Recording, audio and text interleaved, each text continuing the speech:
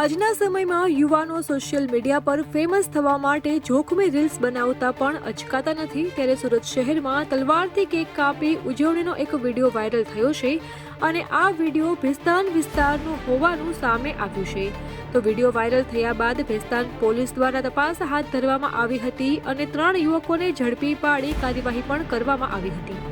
જો કે આ વાયરલ વિડીયોમાં જોઈ શકાય છે કે આ ટપોરીઓ પોલીસના ડર વગર જ જાહેરમાં તલવાર વડે કેક કાપી જન્મદિવસનું સેલિબ્રેશન કરી રહ્યા છે। આ ટપોરીઓ જાણે કે પોતાની જાતને મહાન સમજતા હોય તે મહાન કામ કરતા હોય તેમ જન્મદિવસની ઉજવણી કરતા હતા।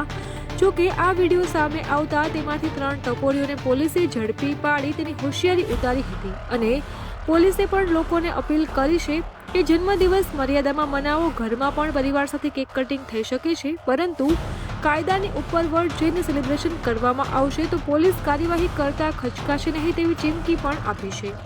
અમારી તમામ માહિતીથી અપડેટેડ રહેવા માટે જોડાયેલા રહો ત્રિશુલ ન્યૂઝ સાથે।